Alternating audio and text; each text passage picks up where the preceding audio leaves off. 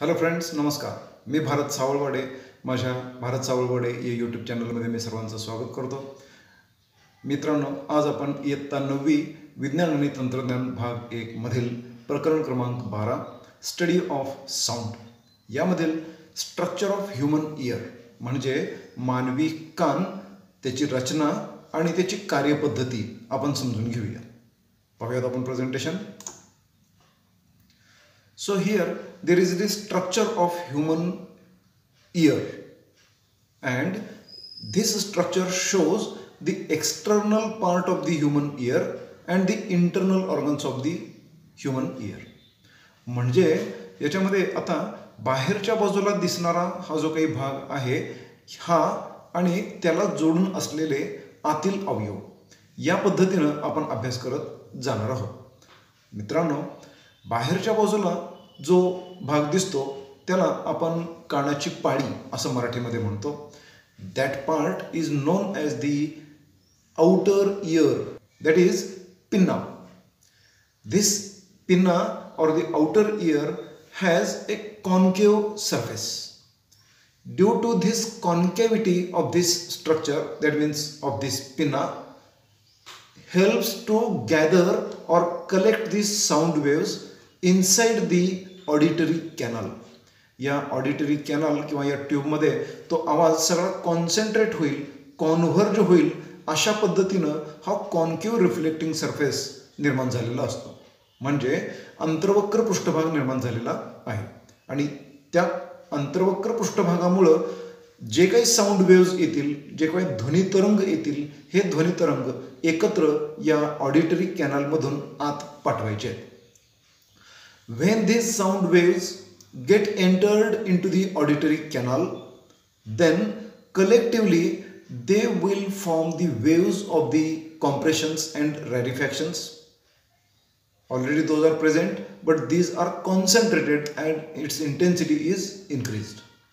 Then increased intensity of the compressions and rarefactions will reach in this tympanic cavity, and inside that tympanic cavity there is a tympanum, that means the ear drum. म्हणजे त्याला मराठीमध्ये आपण कर्णपटल म्हणतो. म्हणजे एक पडदा असतो आणि त्या पडद्यावर हे कॉम्प्रेशन्स म्हणजे संपीडने आणि विरलने हे येऊन आदळतात. हे तरंग येऊन आदळल्यानंतर हा टिम्पॅनिक मेम्ब्रेन म्हणजे टिम्पॅनम व्हायब्रेट होतो. त्याची पुढं मागं हालचाल व्हायला लागते आणि ही जी पुढं मागं हालचाल होते, या पुढं मागं हालचाल होण्याच्या प्रक्रियेमुळं त्याला जोडून असणाऱ्या 3 ऑसिकल्सची एक रचना आहे आणि ही 3 ऑसिकल्स इथे आहेत. Chain of the 3 bones 1, 2 and 3.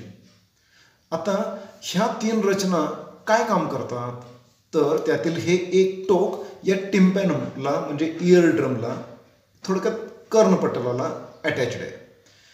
त्याची सुद्धा हालचाल होणार.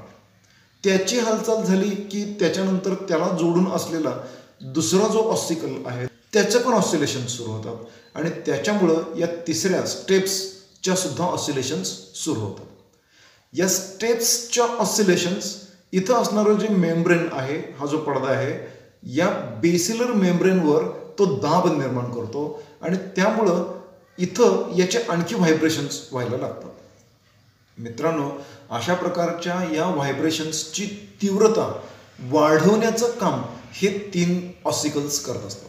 म्हणजे 3 हाडांचे छोटे छोटे तुकडे करत असतात आणि इथं निर्माण झालेलं जे काही व्हायब्रेशन आहे म्हणजे त्याच्यामध्ये मेम्ब्रेनवर जो दाब निर्माण होतो त्याचं सेन्सेशन इथं असणाऱ्या कॉक्लिया नावाचा जो अवयव आहे की जो एखाद्या ॲपल स्नेल किंवा गोगलगाईच्या पाठीवर असणारं जे शेल असतं, कवच असतं, त्याप्रमाणे तिची रचना दिसते.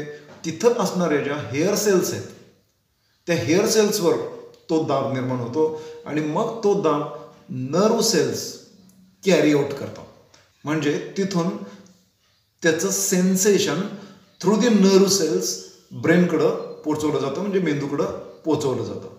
That means the compressions and rarefactions or the sensation of the waves is detected by the hair cells and these will conduct the signals in the form of electric impulses through the auditory nerves, and these auditory nerve will carry these impulses up to the brain, and then brain will recognize which type of sound is produced or which type of sound is being heard there. Okay मित्रांनो, या सर्व प्रक्रियेमध्ये आपल्याला आणखी काही अवयव या ठिकाणी दिसत आहेत. सेमी सर्क्युलर कॅनल्स काही 3 दिसत आहेत. हे 3 वेगवेगळ्या प्रतलामध्ये आहेत. एक आडव्या प्रतलामध्ये असतं, एक उभ्या प्रतलामध्ये असतं आणि एक आणखी वेगळ्या प्रतलामध्ये असतं.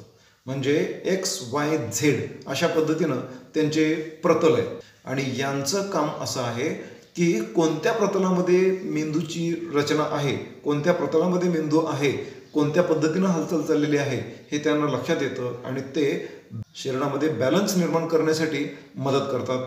त्याच्या खालच्या बाजूला या ठिकाणी असलेले हे जे काही ॲम्प्युला आहे, या ॲम्प्युलामध्ये असणारं आणखी एक वेगळ्या प्रकारचं ऑटोलिथ नावाचा ऑर्गन आहे. या ऑटोलिथमुळं शरीराचा बॅलन्स म्हणजे तोल सांभाळला जात असतो. मित्रांनो, अशा पद्धतीनं कान हा अवयव आवाज ऐकू येण्यासाठी मदत करतोच, त्याचबरोबर इथं असणाऱ्या या सेमी सर्क्युलर कॅनल सिस्टीममुळं बॅलन्सिंग ऑर्गन म्हणून सुद्धा हा कान काम करत असतो. आणखी थोडंसं आपण पुढे जाऊ. The ear is an important organ of the human body. We hear sounds because of our ear. When sound waves fall on the eardrum, it starts to vibrate. These vibrations are converted into the electric signals and which travel to the brain through nerves. The ear can be divided into 3 parts. Outer ear म्हणजे बाह्य कर्ण, middle ear मध्य कर्ण आणि inner ear that is internal ear. Outer ear or pinna. The outer ear collects the sound waves and passes them through a tube to a cavity in the middle ear. This peculiar funnel-like shape helps to collect and pass sounds into the middle ear. तर फनेलसारखा म्हणजे नरसाळ्यासारखा जो आकार आहे, बाहेरील बाजूला concave surface आणि आत नळीसारखा आकार, याच्यामुळं साऊंड वेव्स किंवा त्यातली एनर्जी व्यवस्थितपणानं मध्यकर्णापर्यंत कर्णपटलापर्यंत पोहोचते. There is a thin membrane in the cavity of the middle ear which is called as eardrum. That is also known as a tympanum. त्यालाच आपण कर्णपटल असं म्हणतो. When a compression in a sound wave reaches the eardrum, the pressure outside it increases and it gets pushed inwards. Compression आलं की टिम्पॅनम आतल्या बाजूला ढकललं जातं. रॅरिफॅक्शन वेव्ह आली की ते बाहेरच्या बाजूला ढकललं जातं आणि आत बाहेर अशा पद्धतीनं त्यांचे व्हायब्रेशन्स सुरू होतात. The opposite happens when a rarefaction म्हणजे विरलन पोचतं तेव्हा दाब कमी होतो, त्यावेळेला ते बाहेर येतं. The pressure outside decreases and the membrane gets pulled outwards. Thus, sound waves cause vibrations of the membrane. The auditory nerve connects the inner ear to the brain. The inner ear has a structure resembling the shell of the snail and it is called as cochlea. The cochlea receives the vibrations coming from the membrane and converts them into electric signals which are sent to the brain through the auditory nerve, and now the brain analyzes these signals and recognizes which type of sound is being heard there. मित्रांनो, माझं हे मार्गदर्शन आपल्याला आवडलं असेल तर जरूर like करा, उपयुक्त वाटलं असेल तर इतरांसाठी जरूर शेअर करा आणि माझं चॅनल जरूर सबस्क्राईब करा. Stay connected. धन्यवाद.